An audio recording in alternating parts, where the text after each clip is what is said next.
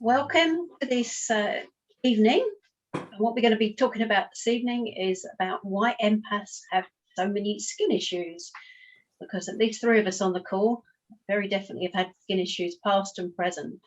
And just to introduce us, I'm Rosemary, and I've had eczema for well over 50 years now. It started for me when I was very small.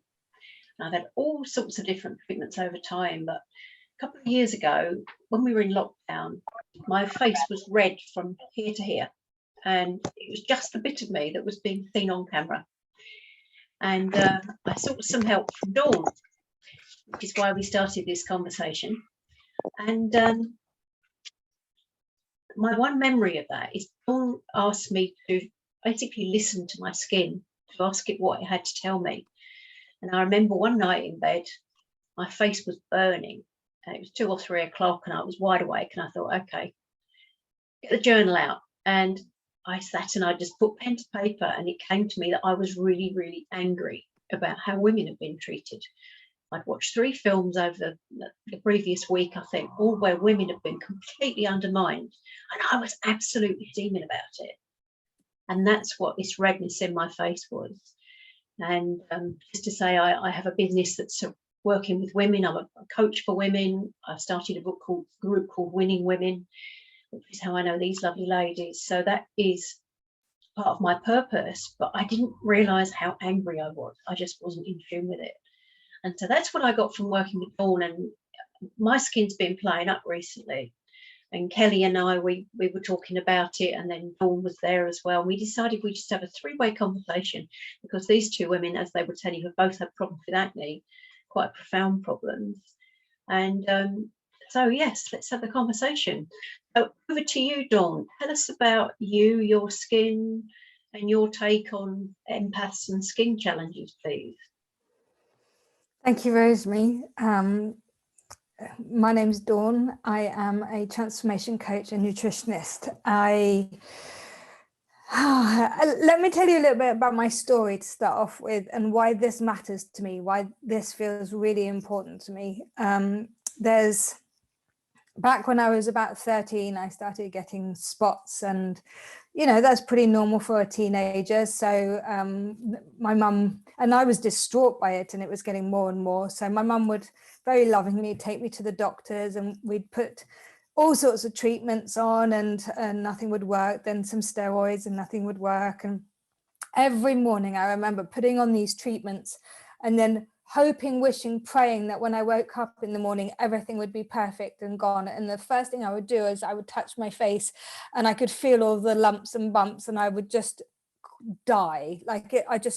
My whole body wanted to just hide underneath the duvet and not come out again. And it was so debilitating that at one point I couldn't look at myself in the mirror. Like, I started turning around the mirrors in my house so that I didn't have to look at myself. And at that particular time, it wasn't that bad, but it was still something. I was very sensitive to it. And I think somewhere along the line, I started getting bullied for my skin as well at school. And, when you're a teenager and you're hyper self-aware, and you're a highly sensitive person, and you're sensitive generally to other people's moods, feelings, and you're a people pleaser, so you want to be loved and accepted and all that kind of stuff. It adds like this cauldron of bubbling pain and suffering that starts really early on. And as I got older, it developed into cystic acne.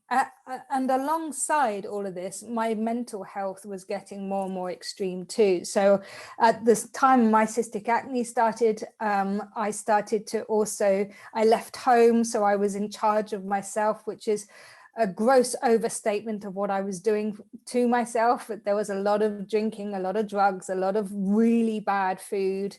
And so those 2 things seem to, in hindsight, they were correlated. And at the time I had no idea. So it just got worse and worse and worse, up until I remember I started getting what looked like boils on my face.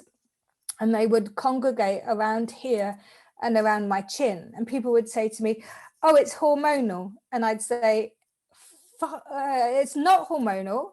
It's something else, and I don't know what it is, but it's something else. But I tried everything that I could possibly. So I was on the pill from the age of 14 to try and get it sorted, and nothing worked. And so so this was a journey of me being hyper self-conscious, hyper aware, and then I started getting really deep cystic acne scarring that you can, if you're close up, you can still see, and it was very red, very angry. And oh, my cat has decided to join us. And it was just a lot. And then fast forward to turning 33, and I had my son, and my son was born with eczema. And I thought to myself, this isn't right. Like, you hear all about baby soft skin and how it's supposed to be lovely and smooth. And I'd look at him, and he was red raw, and his skin looked angry, and he looked uncomfortable. He was uncomfortable. He you know, you'd put him in the bath and his skin would just go bright red. And I thought that this isn't right. Like, I have to do something about it. So I went to the doctors, and the doctor gave me some double base cream just to soothe the symptoms, which also didn't really work. So that didn't work for me. So being the person that I am, I completely went down a research rabbit hole, and I took it upon myself to research as much as I possibly could about this to see what was going on. And so I tried all sorts of different things again to help him, put aloe vera on his skin. I did all, you know, all sorts of things. And then eventually I cut out dairy out of my diet, because the one of the books that I'd read said you can pass dairy through the breast milk into the baby. And sure enough, within 3 weeks, all of his symptoms had completely cleared up, and I was stunned. And this was the beginning of me becoming a nutritionist, as is often the way. We have these big life things that help us and to become more, right? More of what we're supposed to be here to do. But what also happened at the same time was my symptoms started clearing up. Like, my skin started clearing up, and I felt like I had more energy. I had constant ear infections, throat infections, sinusitis. I had problems with chronic hay fever. I had Epstein-Barr virus, glandular fever, viral meningitis. I had gut issues. I had, you know, all sorts of things. And all of the symptoms started to get better. And I couldn't believe it. Like, how could something that we're told is so good for us and a fundamental pillar of our diet, how could that be the cause of what was going on? And through trial and error, I actually also found that other things would aggravate my cystic acne, like sugar, refined sugar.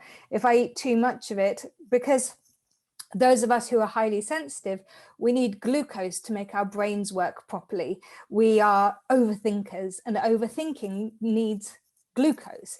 And so me not knowing what I was reaching for would just reach for processed sugar all of the time. And it would show up in my skin. So I'd get these big blotches again. And over a process of elimination, I started to not eat that stuff and change my diet to other things. So that's essentially the story where it is now. I find my skin is still sensitive. I still have to nourish myself. I still have to look after myself. This is not something that is going to permanently go away. And this is something that I find a lot in my practice, which is those of us who are sensitive want to just be quote unquote normal. We want to just fit in. We want to just be able to do what everyone else does. And, you know, we're just not made that way. For me, I believe our sensitivities are our superpowers, but they need nurturing, loving, caring, supporting, guiding. And that's when we get to flourish. And that involves and includes our health.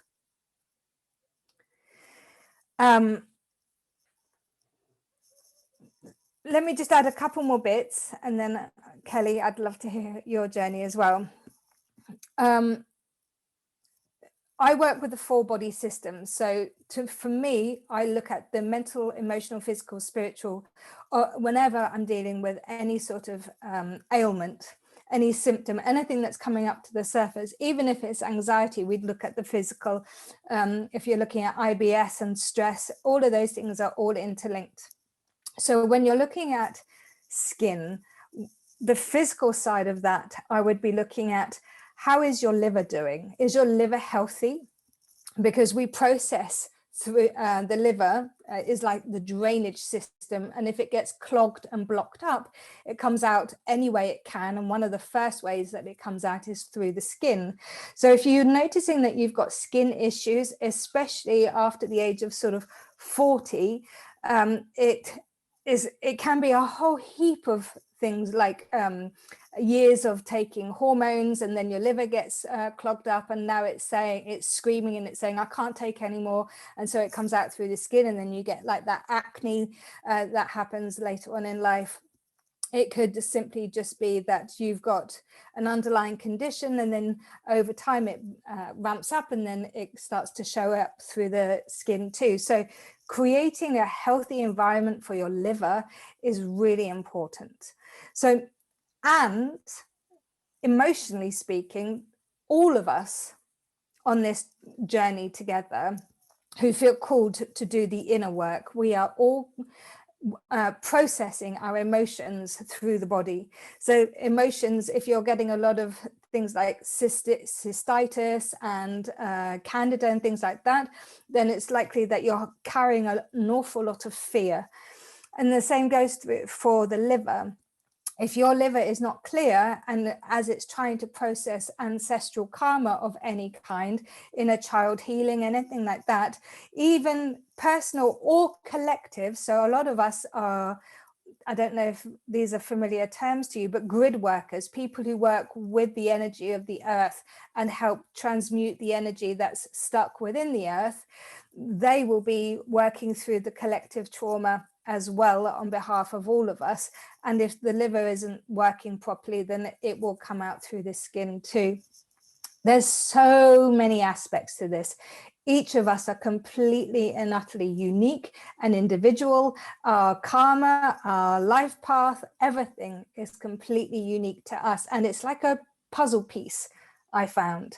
So the spiritual side, when you're looking at the 4 bodies, for me especially, is to do with, how is this serving me? What is it that I'm going through? How does this experience serve me and my growth? Because it's very easy when things happen physically to us to go into a poor me, a victim mentality, something that makes us feel less than, or just terrible, right? I like to reframe that. I like to bring the sovereignty of us into these conversations. I like for us to be able to hold space for ourselves in a nurturing and loving way, to say, okay, this is happening for a reason. It's here for my personal growth. How can I support myself, and what tools do I need in order to really meet my needs and help myself grow in this situation, rather than oh, I'm doing something wrong, I'm so ugly, I'm so terrible, this is awful, what can I do? I'm just going to hide in a cupboard. No, let's not do that. Absolutely not. But it is about finding people who can support you on your journey. It is about recognizing that none of us have to do any of this on our own. And, you know, when we come together, people like Rosemary and Kelly and other therapists within Winning Women and all over the place, we all come together on a common cause, which is to help support each other, because we know fundamentally we can't do this stuff on our own. There's so much I could say about all of this, but I now know that it feels like I'm monologuing, and whilst it's good information, I would like to pass it over to Kelly. So, oh, one last thing, if you've got questions, don't laugh, Ali. Well, if you've got questions, please put them in the chat box, and then we'll get to them at the end. Otherwise, if you put them in the comments underneath the video in the groups, then we will answer them as well. But Kelly, share us your story. Hello, everyone. So I'm Kellie Jones. These days, I'm a spiritual lifestyle guide. I'm a yoga teacher. I'm many things.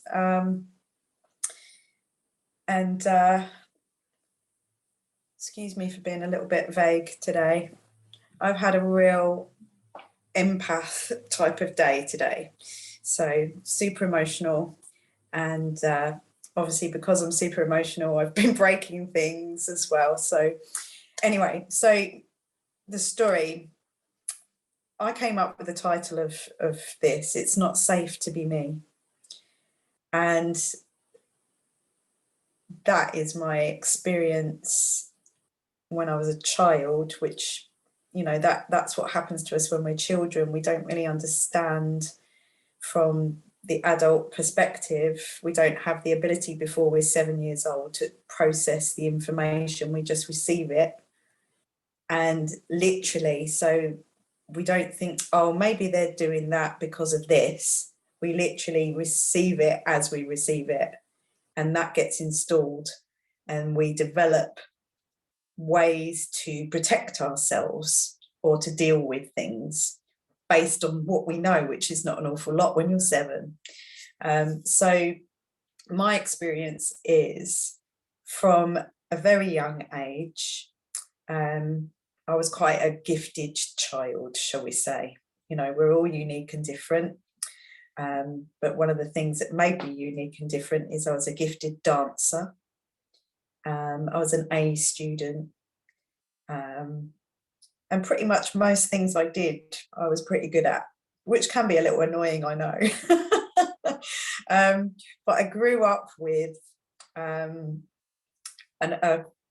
mum and dad's best friends, with their children, and with another girl, same age as me. And we did everything together. So we went to brownies and guides, we went to ballet and tap, we went to ballroom and Latin, we went on holidays together, we did Christmases together. So I was nearly always, and we went to school together as well in the same class. But it was always me at dancing competitions that came home with the medals. And so the experience I got from that was, and it wasn't just this particular girl, it's just she was the one I was with the most. And I used to get these stares like this. She'd pull a face at me and then she'd go into a little sulk, or she'd have a temper tantrum. And being that young, because we started dancing, I think, together when we were 5, being that young, going forwards, I couldn't understand, to me, why she didn't like me. Yeah. And clearly, me being good at things and receiving, so if I got a nice gift, say, a nice bag or a nice dress or a pair of shoes, the same thing would happen, and she would have this sulk.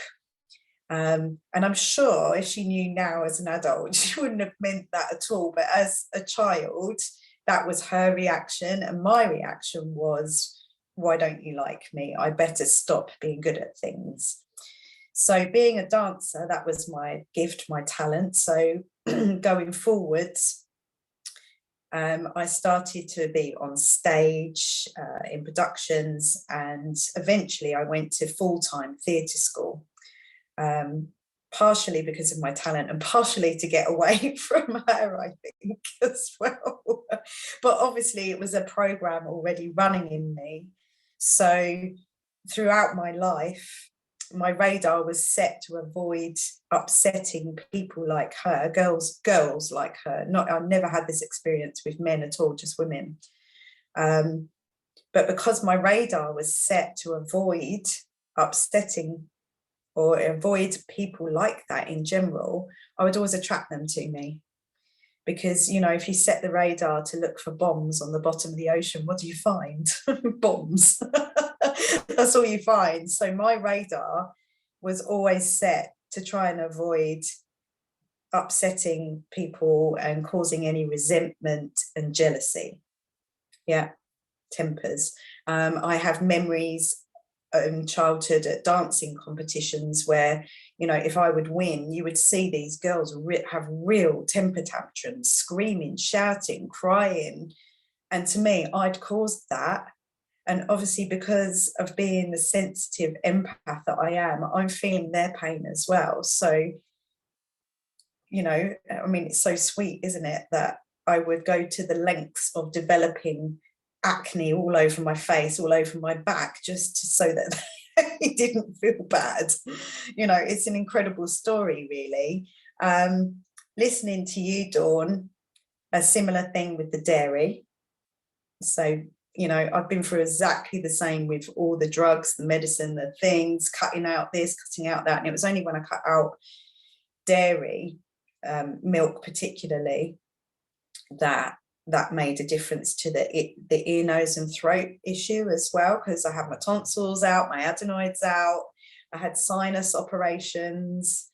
So dairy was part of it, but it still went on. So acne for me started at 9 years old. So, and I really do believe that I developed an early onset of puberty was going to be part of my learning journey. So at 7 years old, I started to develop boobs. 8, 9 years old, I started to get everything else. By 10, I had my periods, and that was all at junior school. So acne started as a cyst on my back. And at first it was all over my back. And I remember I was allowed to have body stocking to cover up my awful back at ballroom dancing, because you didn't have that until you were a teenager, but I was allowed to have it when I was younger to cover me up. And then eventually it moved from my back to my face. And it was the cystic acne right from the beginning. So, and I had that for the next nearly 40 years. Not as bad, because the dairy made a difference. So it wasn't as bad, but I would still get it. And it's only really since I dealt with all these, I became an NLP practitioner, a hypnotherapist, EFT practitioner. And that was when I really learned about myself and how we can manifest things to protect ourselves. And so, as you can imagine, I went to full-time theatre school, and we had an agency attached to the school as part of it. And so it was an everyday occurrence that somebody from the agency would come into class and take somebody to an audition for TV, mostly TV work. I did get theatre work, but TV work I never ever got asked. And the only things I did really was extra work where I was in the background. And my parents spoke to the owner of the school, you know, why didn't I get any auditions for TV work? And they told her it was because of my skin. And so you can see, nobody was ever going to be jealous of me being on TV and being a star because of this. And that therein laid the conflict. There was a conflict going on inside me. You know, please don't hate me, but I'm naturally talented. So I would go in this loop of like a pendulum. I go towards success and then back towards failure, but always kind of landing somewhere in the middle. So, you know, the high intelligence levels and the high level of talent that I had never really shone out. So that most people felt sorry for me rather than hated me. So that is really the underlying. And I think when I've told this story, I've seen other people, you know, nodding and going, oh. And then in recent past few years, even though I haven't suffered with my skin anymore, I was doing a technique called DTO, And the guy that I was working with, I talked to him about my skin, and he said that it was relative to feeling under attack. So we can manifest the physical form because of acne and other skin issues, but particularly acne is feeling under attack.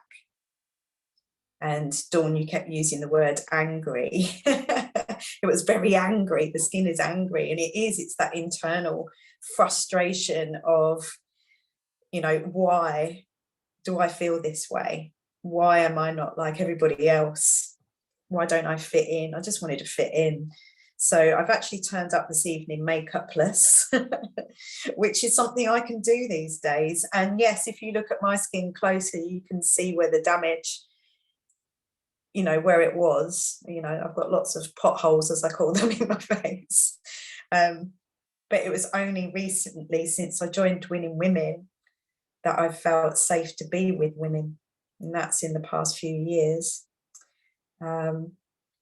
When I joined Winning Women, I was in the middle of selling my business, which again is another story, but another sabotage story, I do believe. You know, I was almost successful and then I sold it. So I had this ongoing thing. And when I joined Winning Women, that was the first time I joined a women's group and started to feel safe and supported. Never experienced that before. I would always avoid groups of women. I feel a lot more comfortable in groups of men, which I know is quite unusual, but I think Rosemary, I think you said it was the sister wound. Yeah, when you experience not feeling like you belong with other women. And so my experience of walking into women's networking groups previously, because of my radar, the thing that I would see is the person looking me up and down, the person brushing me off. And so I wouldn't go back. And that happened time and time again. I've got so many stories I can tell you over and over and over again. Exactly the same scenario, just different people, different places. But that same sabotage thing running. So maybe I would go and join, I joined a burlesque group. And when I was there, obviously I was really good at it because I'm a dancer. I mean, really, everybody, I should have been a burlesque dancer. I realise these days. I was so good at it. It came to me naturally. But of course, what came with that? I got jealousy, in fact, from the teacher. And as soon as I experienced that, that was what I focused on. And so I didn't go back. But, you know, I mean, I'm hoping that I'm clear of that now, the fact that I love being part of Winning Women, being in the group, but it was dealing with the internal program for me. That was the final key piece to this, was switching off that program running itself unconsciously, because we don't know that we're doing it. To us, when you've got an unconscious program running, it seems to be real and it seems to have happened to me. But in actual fact, it's because of that radar that we've got set to look for bombs. So, yeah. Personally, now I don't actually work doing hypnotherapy and EFT. But I can recommend, if anybody wants to know anyone, the people that I now go to for that kind of thing, I can recommend. So anyone's asking. I did see a question just pop up there. I don't know. I'm going to pass over to you, Rosemary. Can I just add something first, Kelly? Thank you so much for sharing that. These are all such heart-wrenching stories when we deal with what comes up for us. Physical ailments, all of them, I think, are really debilitating in their own right, but you just can't hide your skin from the outside world. And I think that's the thing that was for me is the skin is the first thing that people see about you. It's the first thing that you present to the world and that people see and make assumptions about you. If energetically, yes, you've got your aura, your light body, whatever you want to call it, but we're so trained to look at what is going on physically that in our heads we imagine that this is what we're presenting to the world. And if we on the inside, like exactly like you were saying, Kelly, if we on the inside feel emotionally unsafe and we deal with our emotions by frustration or anger or jealousy or fear, and we're constantly in a state of projecting out or being on the receiving end, right? It's always one or the other, or normally both. Then it's like what's on the inside gets manifested out on the outside, exactly like you were saying, Kelly. And my experience of acne and eczema and skin problems in general, whatever they are, they're an external manifestation of an inner imbalance, normally to do with safety and sense of self. I feel insecure. I feel less than. I feel like I should need to hide. I shouldn't be seen. I should be small and in the corner because I attract too much attention when I'm not that.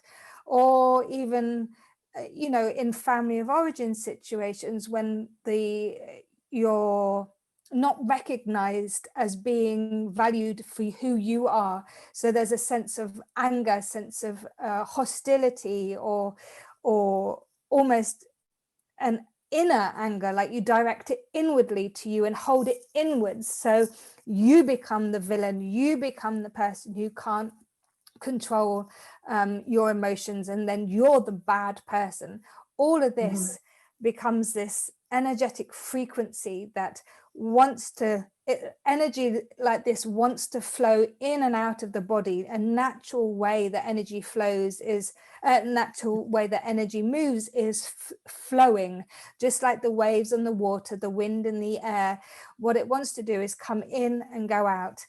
What we do when we're out of balance is we take it in and identify with it. We hold on to it. It becomes our new personality, and then it festers and grows. And that's when it still wants to come out of the body, but it comes out through the skin, or comes out through the gut, or comes out alopecia. That's another one. You know, all of these ways of trying to deal with our emotions.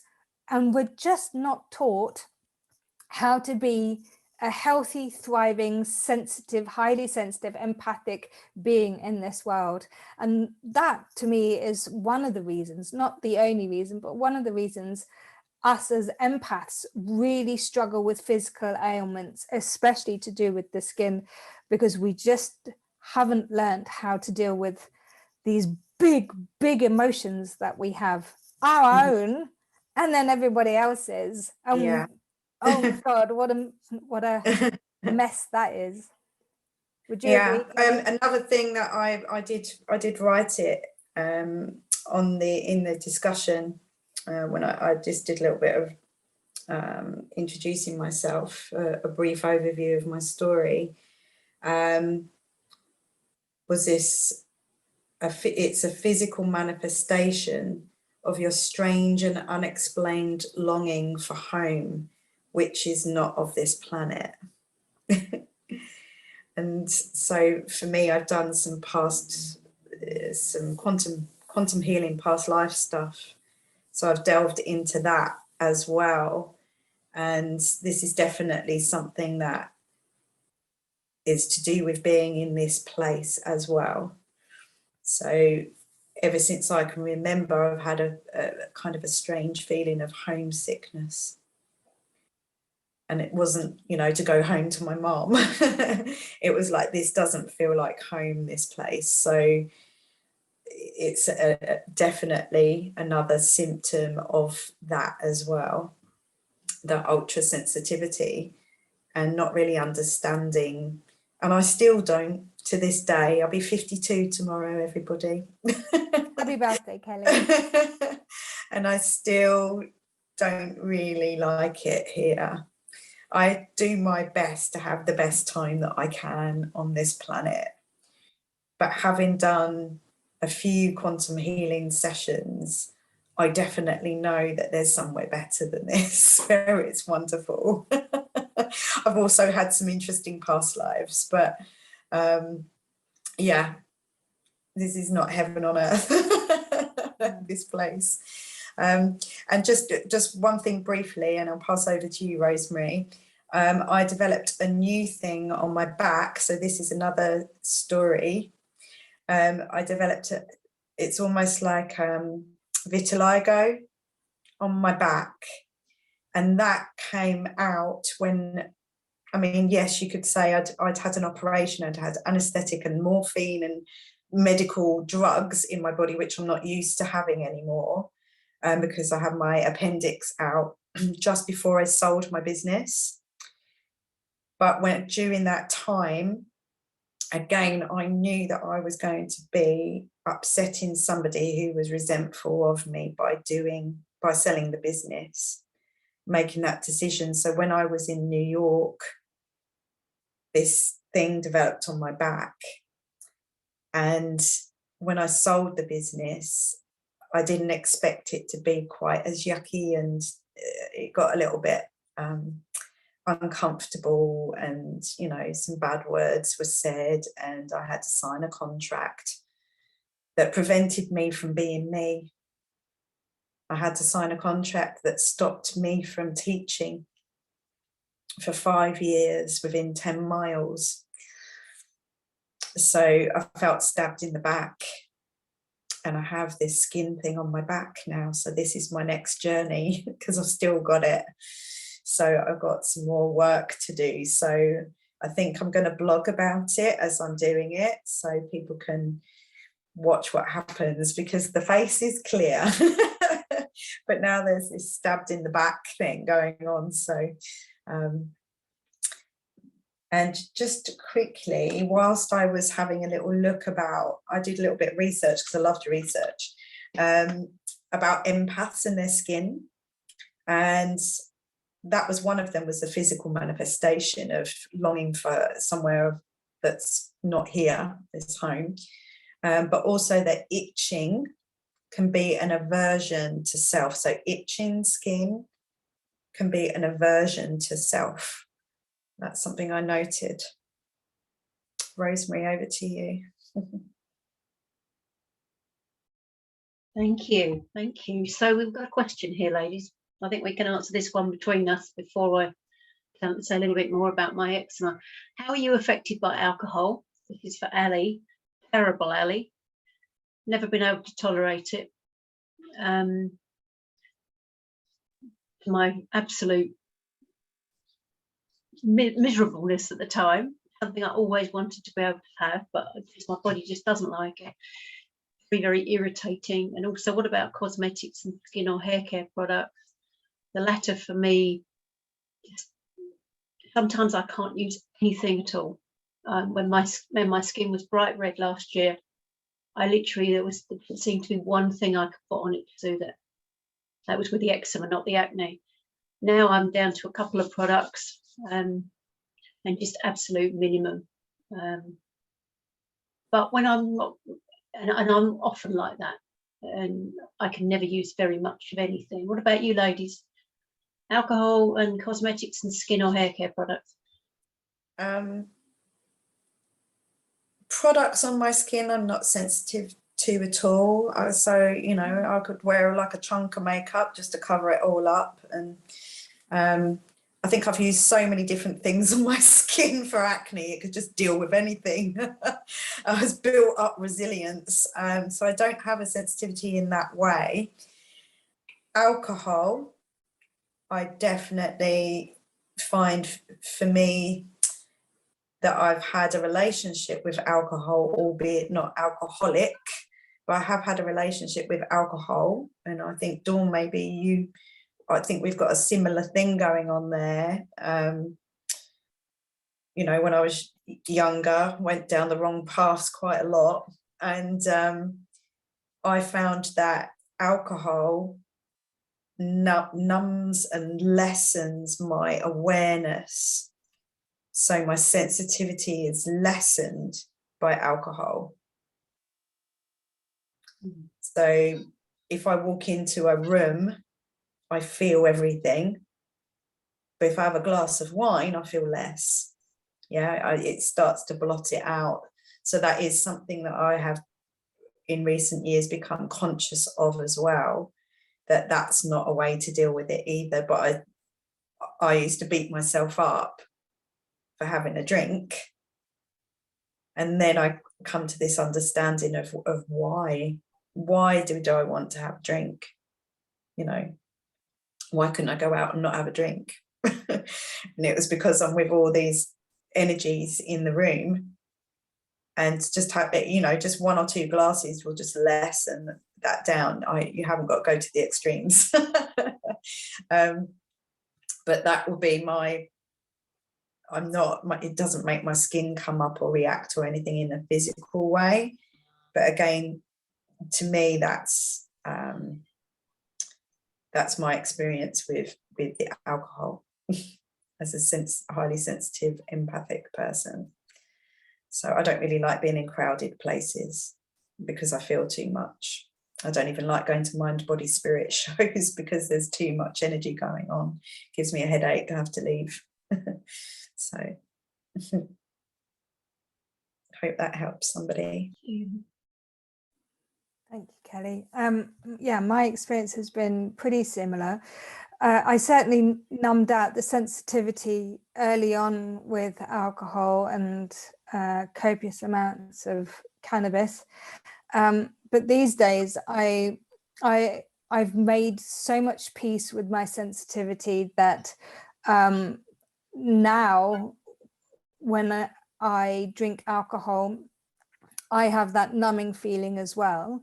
And I find it, I hate it. I hate the feeling of numbing my sensitivity, because to me, my sensitivity and my empathic abilities are my superpower. They are what tells me if I'm safe or unsafe, where I should be, where I shouldn't be, who I want to talk to, where I want to be led to.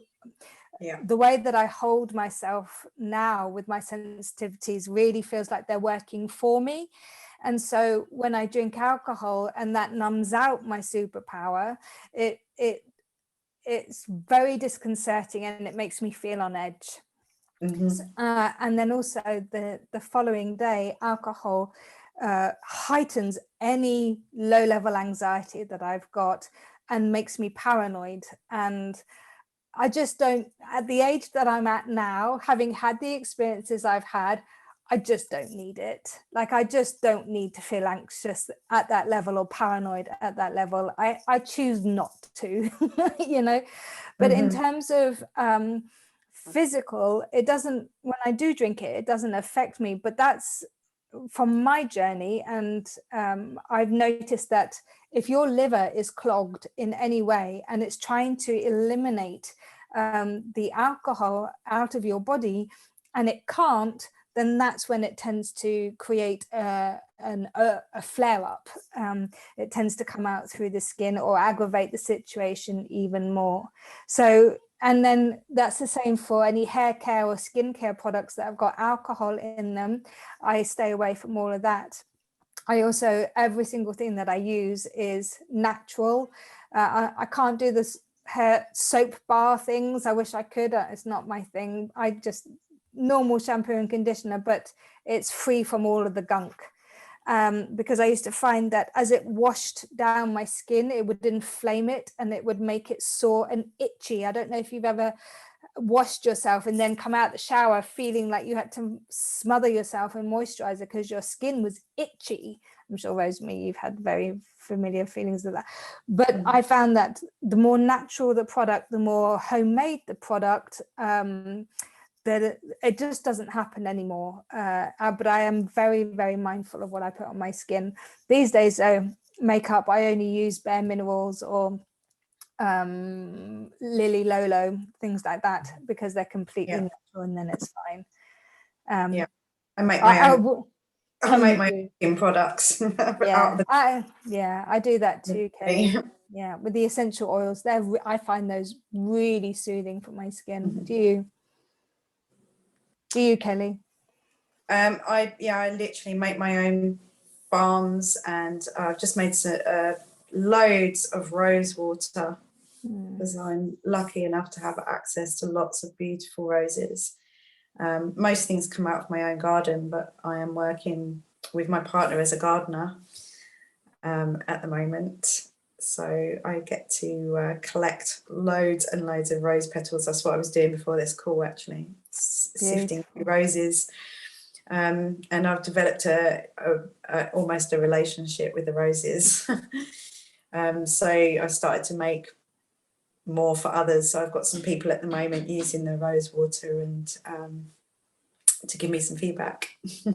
Beautiful. I just use a balm that I make from plantain, lemon balm, yarrow, things like that, lavender.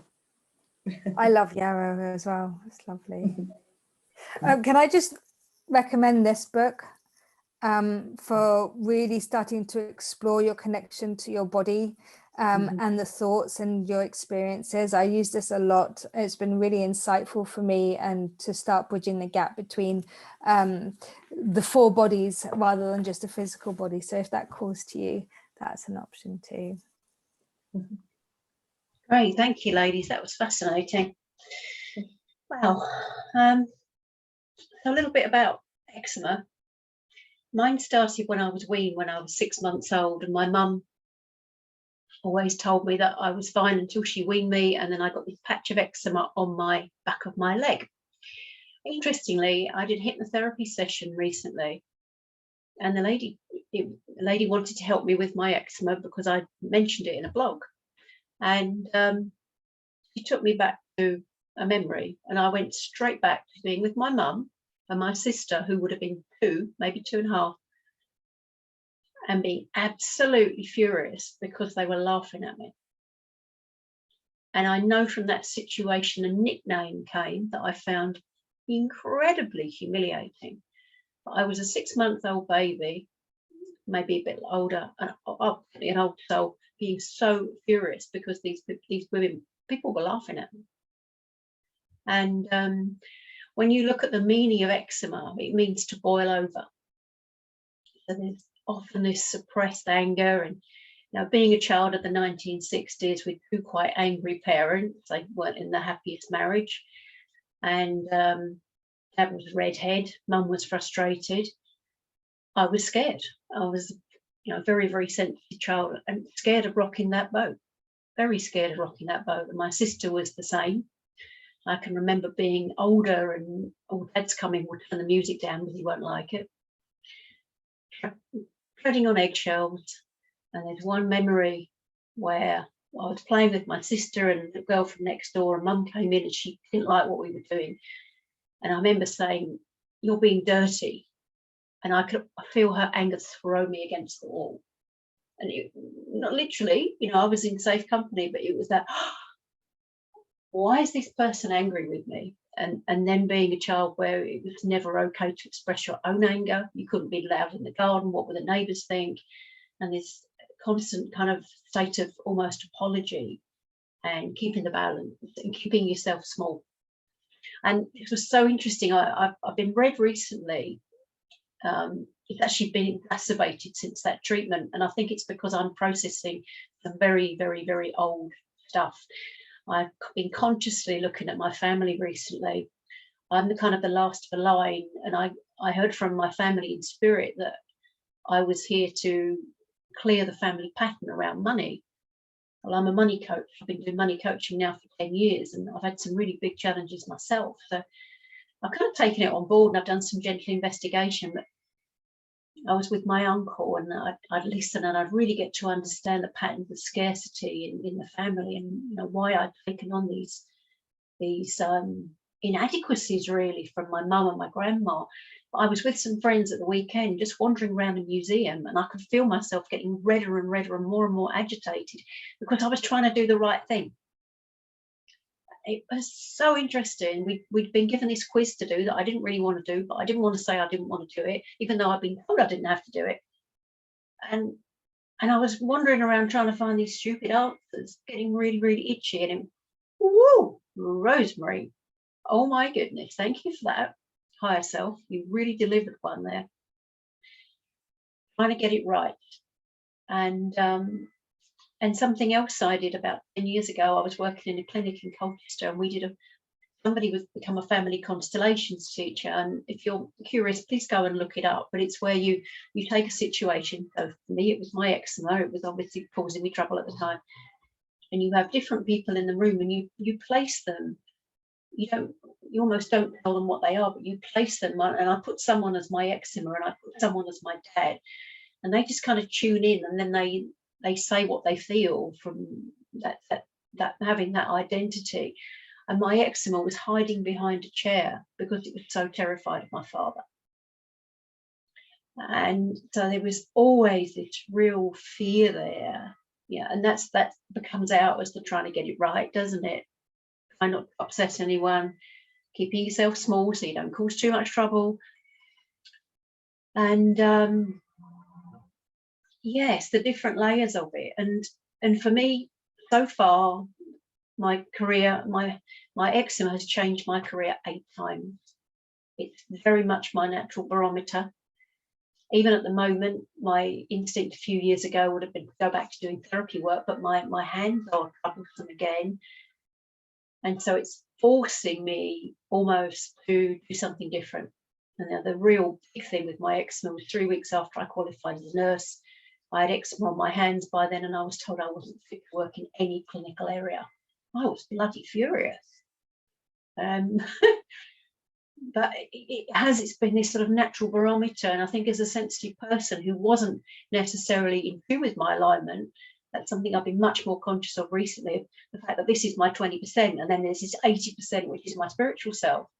And it's what you're saying, Dawn, isn't it? Now I've become much more conscious of that. I really tuned into it with the help of a couple of books about empaths, actually. Things are really changing, and I'm learning to be much more conscious in my body, to focus on my grounding, to really ask for help and support, whether that's in this plane or whether that's from guides and helpers, and to allow that in, and to stop and listen, and to allow myself that space, unlike in the museum, of to stop and listen and be, and ask my body what it wanted to tell me. And it's certainly working. I'm red at the moment, but I know this is such a huge time on the planet that I am a light worker, so I'm processing things for not just for me, but for a lot of other people, I'm sure. And clearing family patterns, and clearing for the collective, and supporting other women to do the same in the money courses. So goodness, we take on a big thing in this lifetime, don't we, ladies, when we put our hands up to it, I think. And yes, was there anything else? I don't know, a few notes while we were talking. Yes, I think that's pretty much it, really. So it's... Can I add something, Rosemary? Yeah, please. If you're curious, apart from the physical aspect and exploring an elimination diet, which would be really helpful, starting with dairy, right, Kelly?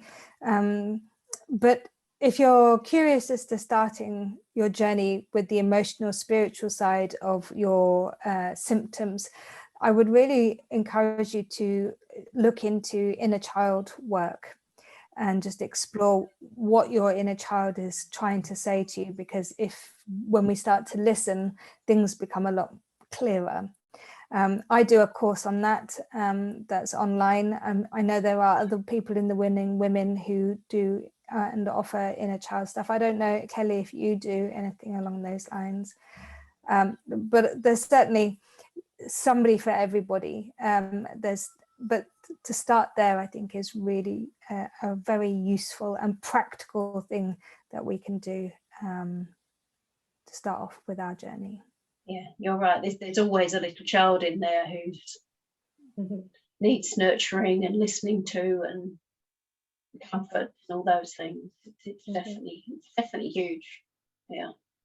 And who has probably no idea how to express themselves, and has probably been told it wasn't okay to do that anyway. Yeah. Children should be seen and not heard and all that. Yeah. Brilliant. Wow, thank you very much, ladies. Are we complete? I think we are.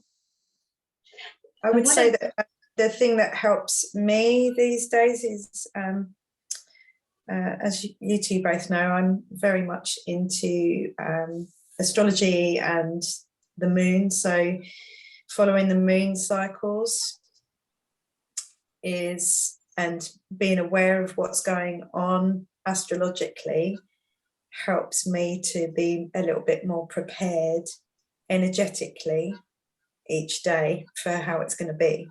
I'm a Cancerian, so I was blessed to be being born Cancerian, which is ultra sensitive anyway.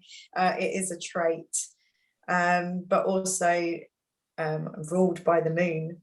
So just being aware of what's going on astrologically allows me to know, if I think, right, okay, that's a day that I ought to be resting. It's probably a day that I'm not going to want to be putting myself out there. Yeah. And then other times it might be that, my Sagittarius is really rising, and that's a really good time for me to put myself out there. So, as an empath and a sensitive, when you've got to do social media to promote yourself, it's hard to be that, the standard advice for standard people is to be consistent, but you can't be consistent when you're ruled by your sensitivities. So that's why, tuning in with the energies astrologically helps me to know myself a bit better, or be prepared for what's going, for when to and when not to.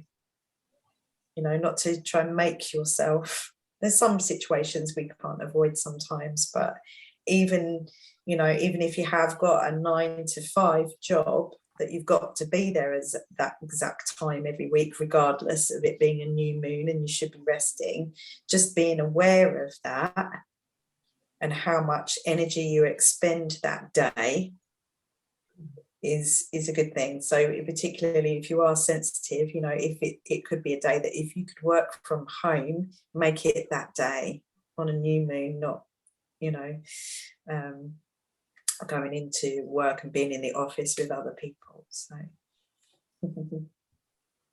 brilliant, thank you. And it's interesting how all three of us, dairy was a clean thing, wasn't it? My mum said I was so much better when I had goat's milk instead of cow's milk then. And then, same as you, Dawn, my next challenge was sugar, refined sugar, and I started having that. So I've always grown up not having sugar, and of course alcohol is a form of sugar, isn't it? Another. And I think also the way we change, if our body's vibration changes, we become less tolerant to things that we could probably get away with before, and now we just can't. And that's it's a good thing.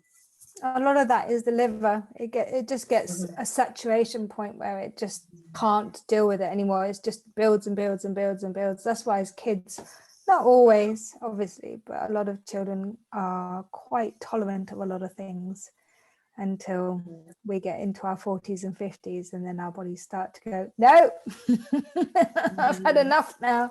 But a good old look at your liver can really be a beautiful place to start. Dandelion. Ladies, would you like to just say dandelion tincture for myself for that reason? Just say quickly where the people can find you. You can find me at kelliejones.me. Right. Lovely. And you're Kellie IE, aren't you? IE, Kellie with an IE. So KELLIE Jones.me. Beautiful. Thank you. And you, Dawn? My website's dawnlucht.com, DAWNLUCHT.com, and Instagram is my other favorite place, which is dawnlucht_. Lovely. And for me, it's Rosemary Cunningham. Wonderful. And if you're interested in a very empathic group of business women at all stages of business, come along and find Winning Women. Definitely. Essex and International. Lovely. Thank you for joining us. And, thank you very much, everyone. Thank you very much, Kelly and Dawn, and Thank you, Ali, for joining us as well. Thank you. Bye-bye. Bye.